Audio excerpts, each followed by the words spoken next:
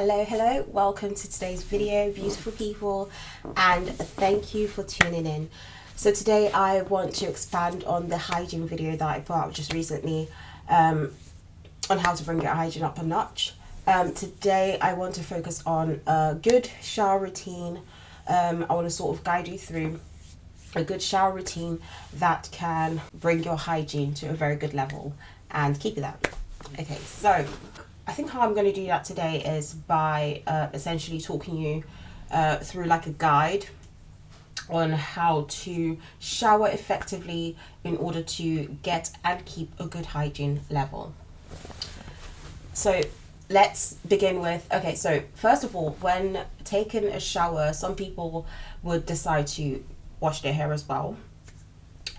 So if that's what you do, what I do normally is I like to wash my hair outside of the shower. That's because with my type of hair, I need to deep condition my hair every time I wash it. So I like to wash my hair outside of the shower and then put my conditioner in, leave it to sit for quite some time before I then get in the shower. And then when I get in the shower, what I do is rinse my hair out first, and then I proceed with my normal shower routine. So if you're like me, then you would wash your hair outside of the shower and then step in when you're ready to rinse the conditioner off of your hair. And so you begin with that process. If you're not like me and you tend to wash your hair in the shower, what I would advise, or what I would, in my opinion, what you should start with is your hair, because you want to start from like head to toe, basically. So you want to wash your hair, shampoo.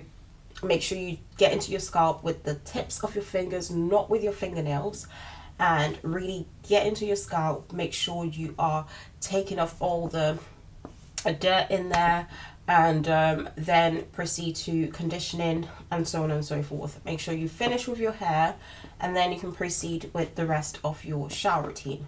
So beginning, I start with my face. Okay, so some people like to leave their intimate areas until the end of their shower.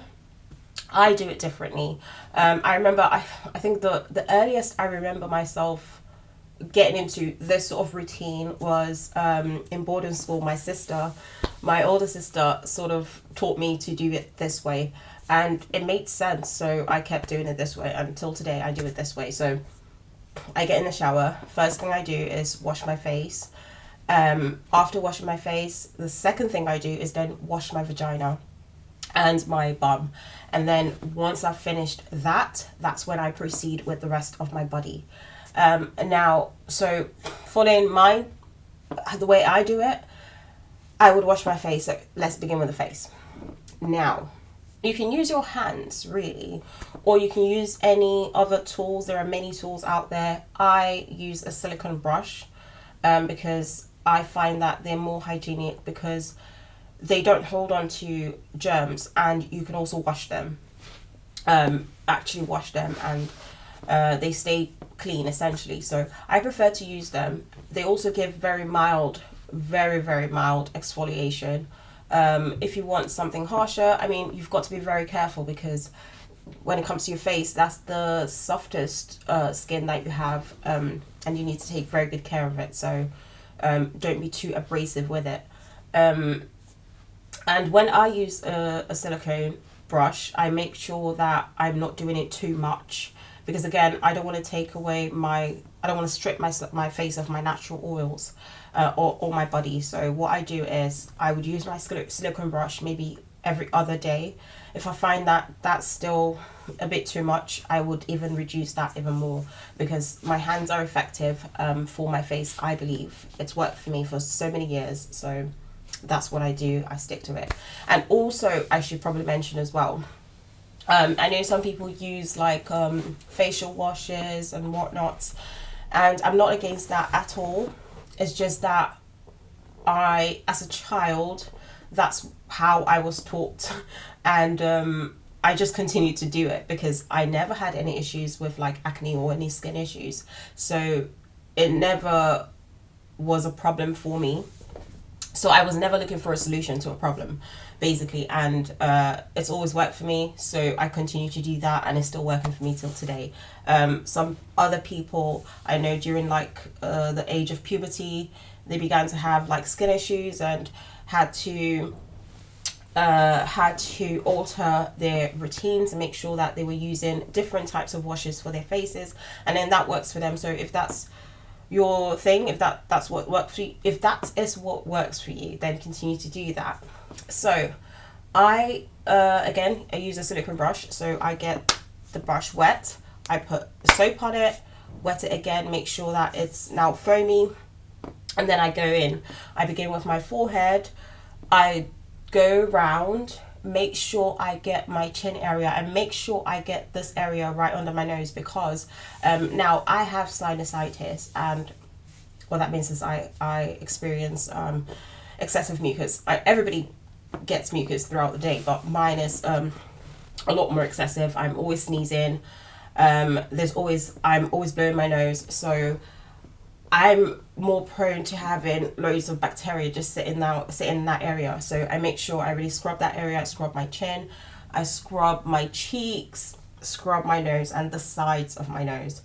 And then what I find that people forget to do, which I learned this in boarding school, that people forget to do this. Really nasty story. So basically in boarding school, one of the days when we were doing our assembly, the principal must have asked us to rub the back of each other's ears and smell it. That was so disgusting, because the way I was taught by my parents when I was growing up was to always wash my ears and the back of my ears. So I never skipped that.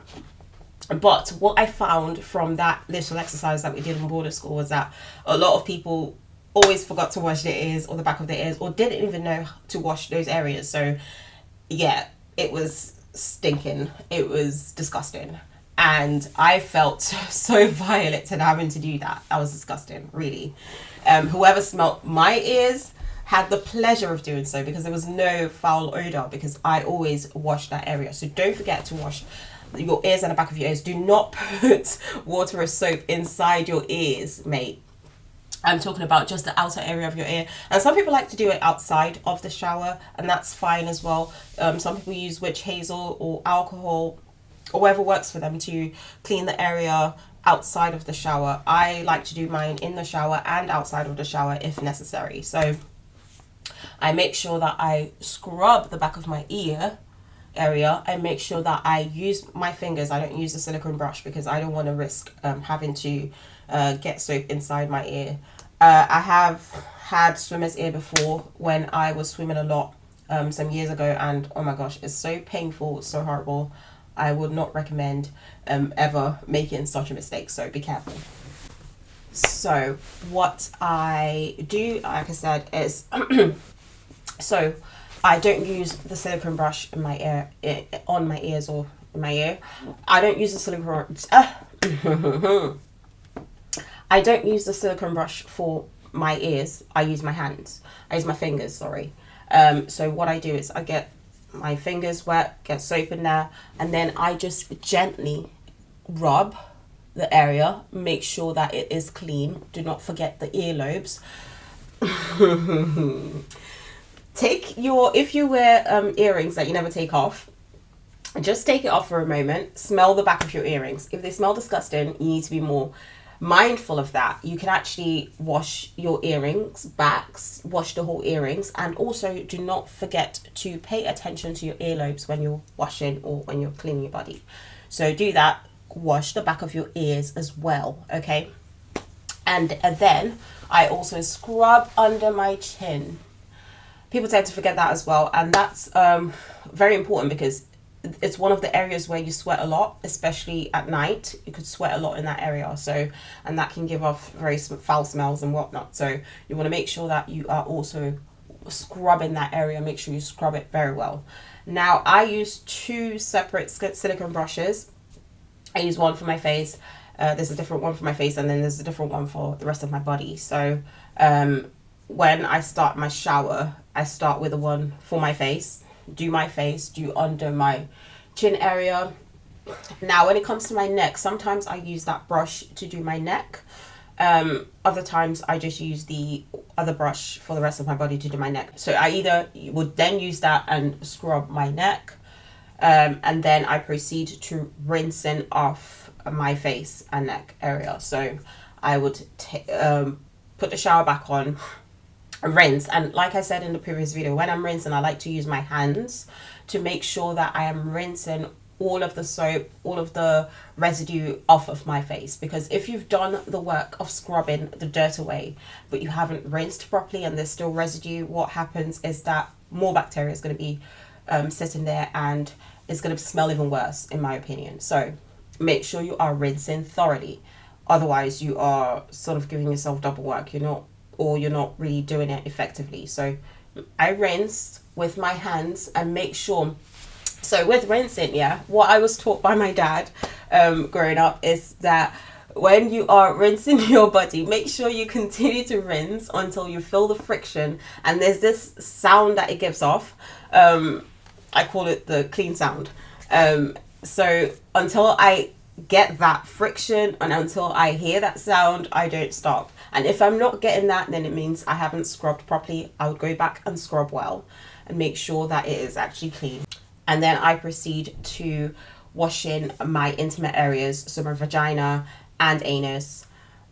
Sorry if you don't like those words. I noticed that people like to use like words like kitty, lady parts, lady bits, vajayjay. They just hide away from the actual word. I'm not quite sure why.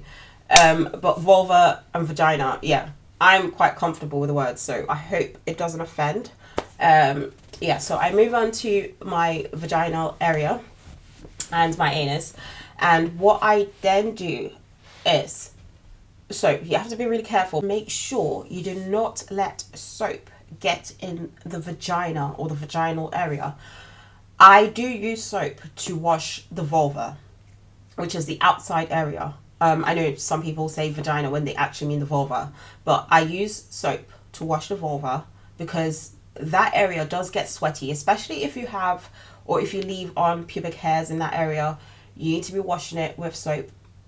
You can use mild soap, but make sure you're washing it and washing it thoroughly, because I mean, pubic hairs hold on to germs, it holds on to a lot, holds on to the sweat, and it can be really quite nasty. So you have to make sure that you are washing it very well, very effectively, so that you are clean, completely clean in that area. So I wash the vulva with my soap.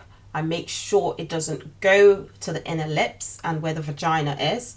I make sure I wash the area, wash the surrounding areas, the inner thighs as well. And then I rinse thoroughly once again. When I'm sure that I've rinsed off all the residue, all the soap, I then proceed to go into the vaginal area. But when I'm in the vaginal area, I use just water. Make sure you're using just water. Listen, you don't want to get soap in that area, especially for the very sensitive ladies like myself. You could risk stuff like bacterial vaginosis or yeast infection, and they are not nice at all to experience. So make sure you're using just water. Water is enough to actually wash that area clean. That area keeps itself clean as well each month with your monthly cycle. So yeah, get water, make sure you're washing, rinsing the area. And I don't know how to explain this to you, but just don't do it too much as well, because too much friction in that area could actually cause you some wounding. So make sure you're very careful as well when you are rinsing. Don't go like with so much aggression. Be easy and gentle on the area, but make sure you're doing it effectively. I don't, like, you just know when it's clean. I don't know how to explain it to you. Let me look for a way to explain it. Just keep rinsing it and rinsing it until you feel it's clean. I am so sorry that at this time I cannot think of how to let you know it's clean, but you sort of get that clean feeling. I am so sorry. I know some people use feminine wash and other types of soaps. That works for them. If it works for you, listen, if it ain't broke, do not fix it. So continue to do that if it's working for you. What works for me is using just plain water, and that does the cleaning very, very well for me. So after rinsing the vulva, and you are sure that it's clean. I mean, if it smells bad, or if it's itchy, or if it's just not normal, make sure you see your gynecologist or go to your GP and speak to somebody about that, so that they can actually check and make sure that everything's okay with your vagina. So once I've finished with that area, I then move on to my anal area. I do not ever start with my anal area, because you don't want to risk like cross-contamination. You want to keep, I know they're both kind of in the same vicinity, but you want to keep those two areas quite separate from each other. I mean, that's why when you wipe, you're supposed to wipe from the front to the back and not ever from the back to the front, because then you could risk infections and all that and all sorts of things. So I then move on to the anal area, and I proceed to washing that with a mild soap. I make sure I wash it very well. Some people who suffer with IBS and things of that nature would find that sometimes you're not able to empty your bowels completely in one go. So you could have like residue. You have to make sure that you are cleaning that area very, very effectively.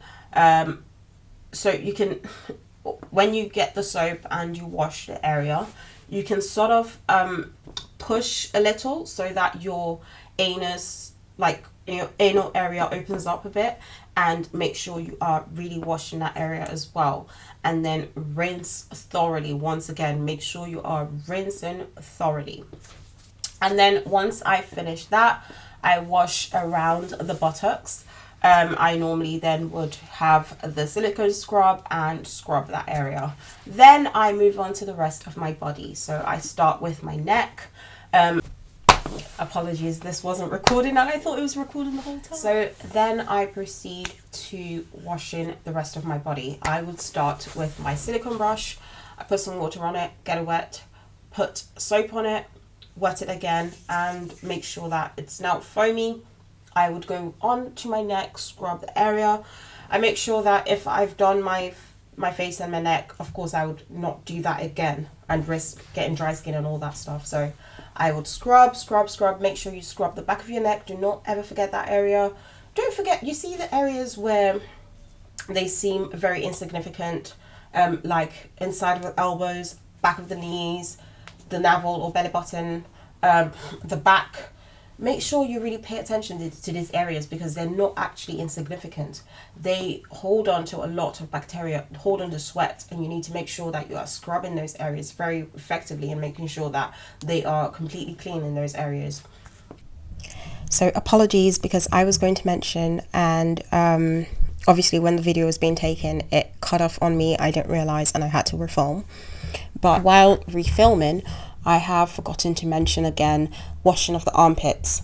You have to wash your armpits really, really thoroughly, because especially when you use antiperspirants and other types of products like that, deodorant and all that stuff, some of them that aren't very good, what they do is they trap the sweat, bacteria, all of that, they trap it underneath your pores. So make sure that you are actually exfoliating the area as well, with some light exfoliation, especially if you're going to be shaving or doing some other type of hair removal there. Then you want to make sure you are exfoliating the area as well in order to prep for the hair removal. But make sure you pay great attention to your underarms. They hold on to a lot of sweat. They hold on to a lot of odor, especially when the sweat mixes with bacteria, and especially when they've been trapped in, and then there's been more products put on it, like antiperspirants, creams, and what have you. So pay great attention to your armpits when you are scrubbing, okay? So yeah, I then move on to my chest area. Especially if you've got big breasts, you have to make sure you are scrubbing underneath your breasts. Again, that's another area that can hold on to a lot of sweat. Make sure that you are scrubbing it very well. Scrub your stomach, scrub your belly button, inside of it if you're an innie. If you're an outie, of course, just scrub around the area. Then move on to your back. You see the there, I don't know what the area is called, but there's like a little dent in the back, and make sure I get that area very well. Make sure you scrub it, especially when you've just washed your hair in the shower. What happens is a lot drips down to that area, and it can really stick because it's like a dent in that area. I really don't know what it's called. But make sure you're scrubbing that area. Scrub it very well, and then move on to the rest of your body. So your thighs, scrub the inner thighs, especially around the vulva. Scrub the buttocks, scrub the back of your thighs, scrub the back of your knees. Scrub your knees, scrub your legs thoroughly. When you get to your foot, make sure you're scrubbing in between your toes, and make sure you're scrubbing underneath your foot very effectively.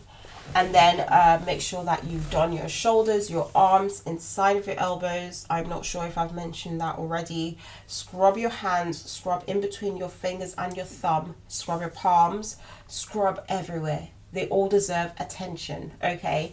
And then once you've done all that, make sure you're rinsing thoroughly. Make sure you're rinsing with the method I've told you about that I use that works for me. You could try that, see if it works for you. If it doesn't work for you, that's fine. Just make sure you're scrubbing and just make sure you're rinsing all the residue off of you effectively, okay? And then you're done with your shower. If you are somebody that likes to do your hair removal in the shower, maybe because you do shaving or epilating inside the shower, I normally do epilating and waxing. I will speak to you about hair removal methods as well in a video soon. But if you're somebody that does your shaving in the shower, you then want to go in with your shaving cream and then shave the area and rinse thoroughly again, making sure not to be too abrasive so you don't hurt yourself and cause yourself issues, okay? And then you're good to go. That's a very basic, good shower routine that can get your hygiene levels up to a very good level. And if you follow these steps, I'm pretty sure you'll be smelling good, okay? I'm very, very sensitive to smells. And I promise you, I either want to smell very good, I want to smell something very good, or smell nothing at all, just a neutral smell. So this basic shower routine will get you to get rid of unpleasant odors, get rid of bacteria, get rid of dirt, and make sure that you are just neutral smelling, okay? And of course, if you like to use scented shower gels or shower creams and whatnot, then you can do that after you've gotten your basic routine down. Then you can go in with a second shower gel or shower cream, whatever it is, your scented whatever, and use that so that you can have like this nice smell that lingers around your whole body or whatnot. So I say whatnot too much, sorry. So yes, these are really basic steps that you can take into consideration when you're doing your shower routine, and it will really help you bring your hygiene to a very good level. I know not many people, or not everybody, is privileged to have people that will teach them step by step how to shower properly. I have been privileged, thank God, to have my parents, both my parents, teach me that, and even my older sisters have taught me that. Like I stated in the beginning of this video, I used to shower with my sister in boarding school, and she's the one who taught me the current routine sort of that I have, sort of just like starting with the face and then intimate areas before you move on to the rest of your body. And I know not everybody's privileged to have that, but at least on YouTube there's a plethora of videos that you can find on hygiene that teaches you these basic things, and that's what I'm looking to be doing as well. I'm hoping to be contributing to as well, to sort of help all the young ladies out there to sort of know how to, or sort of give you step-by-step guidance on how to bring your hygiene up to a very good level. I will be posting a series of videos in this area, and I hope that that can benefit you in some ways, in many ways. Do share the video. I know some people find that difficult to also have a conversation with other people that they would like to improve their hygiene. What you can share the video so that a complete stranger is telling it to them, if you find that they may be offended or or you may feel awkward or uncomfortable to have the conversation, you can just share a video, and that would really improve their lifestyle. So do share the video, subscribe for more videos. I will be posting a lot more, again, as I stated, on hygiene and how to perfect a good hygiene. Okay, so stay tuned for more videos, and thank you once again for tuning in. Have a nice time until I see you next time on the next video. Bye.